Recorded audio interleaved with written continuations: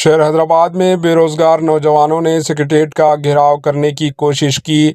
Secretariat का घेराव करने की कोशिश करने वाले बेरोजगार नौजवानों को पुलिस ने BRK भवन के करीब रोक लिया। असम्बली इंतखाबात से कब्ल किए गए वादे के मुताबिक सालाना 2 लाख मुलाजिमतें जॉब्स पर भर्ती करने के लिए जॉब कैलेंडर जारी करने का मुतालबा करते हुए स्टूडेंट्स तंजीमों ने कायदीन आज सेक्रेटेरिएट के घेराव की अपील की थी।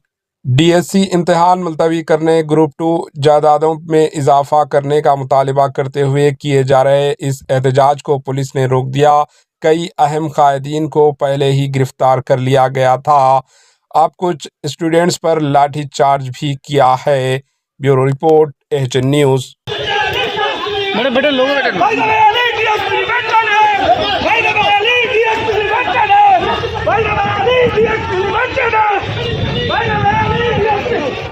AHN न्यूज़ को लाइक करें, शेयर करें और सब्सक्राइब करना ना भूलें।